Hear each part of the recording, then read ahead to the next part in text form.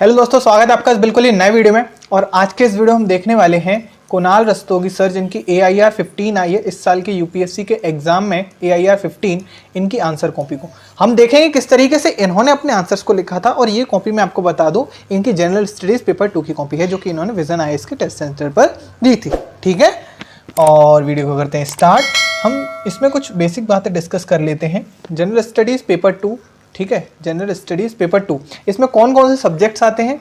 इसमें आते हैं polity, governance, social justice, international relations.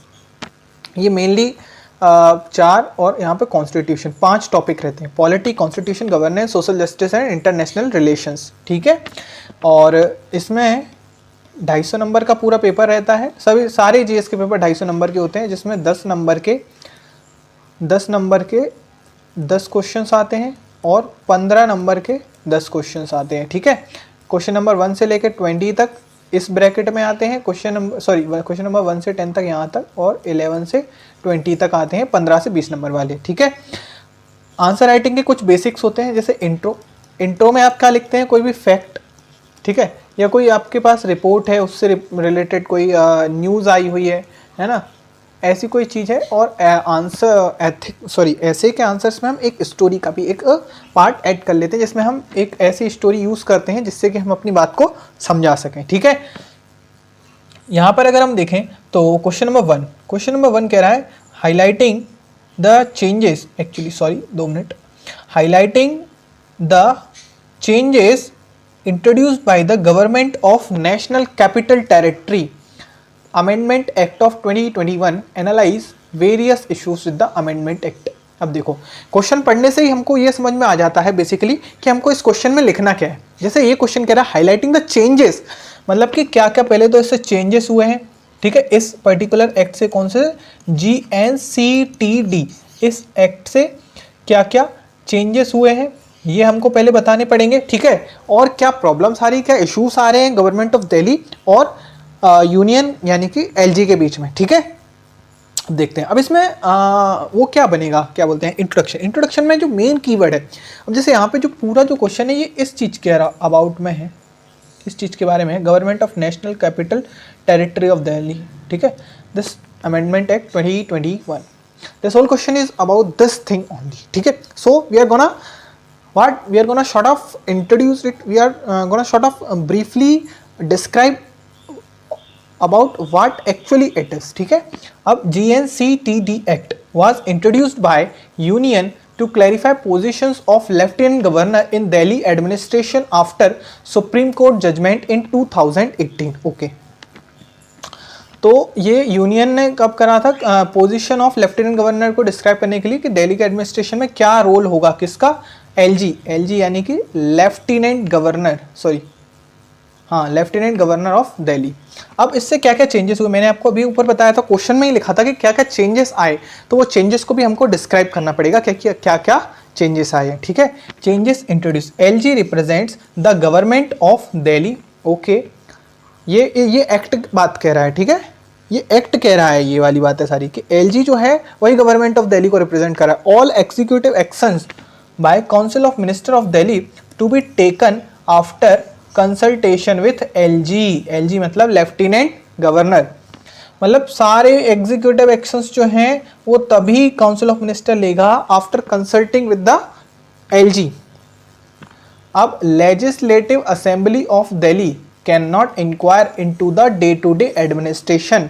तो डे टू डे एडमिनिस्ट्रेशन, उसमें लेजिस्लेटिव असेंबली कुछ नहीं कर सकती, बस लॉज बना सकते हैं, एक्ट्स बना सकते हैं, लॉन्ग टर्म पॉलिसीज बना सकते हैं। ठीक है, ऐसा ही एक्ट कह रहा है। अब legislative assembly cannot pass a bill to declare office of profits and cannot change the quantum of salaries। ये important point है, quantum of salaries।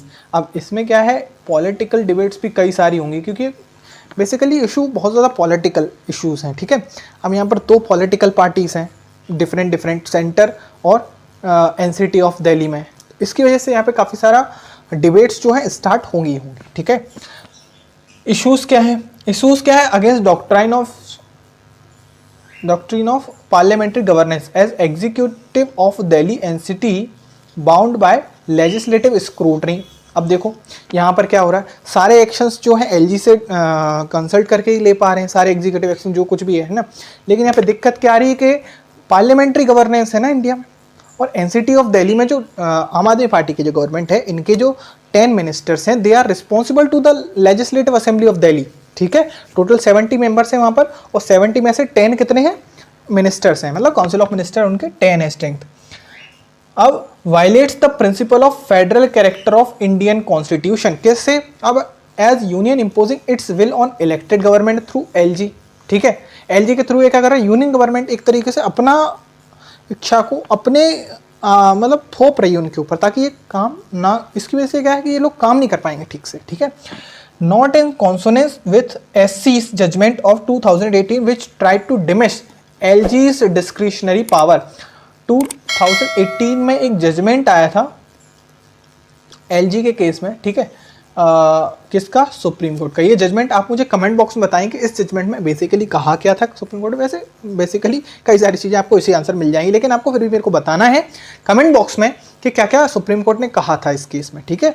और legislative assembly no more a sovereign body, ये एक sovereign body नहीं रही on it subject, मतलब ये जो सब्जेक्ट इसके पास है उन पर जो लॉज हैं वो यही बना सकती है, यही बनाएगी, ठीक है।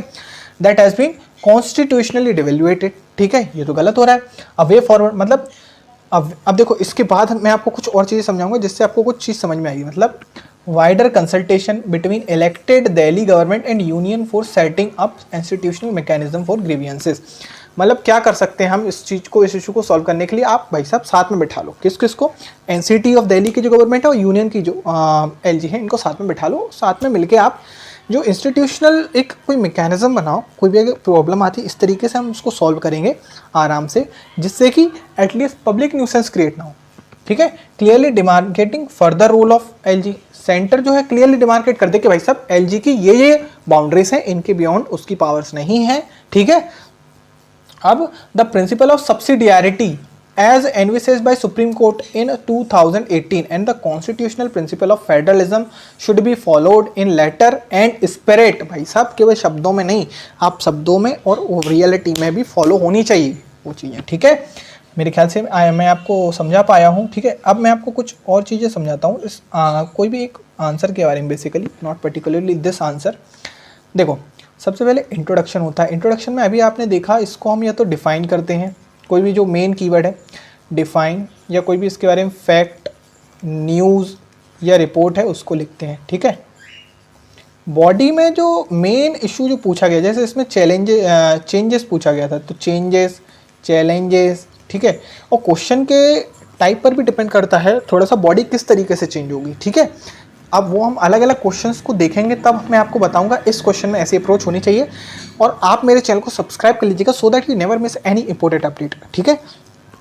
बॉडी, चैलेंजेस, एडवांटेजेस, डिसएडवांटेजेस, ये सारी चीज़ें हम लिख सकते हैं बॉडी के अंदर, ठीक है।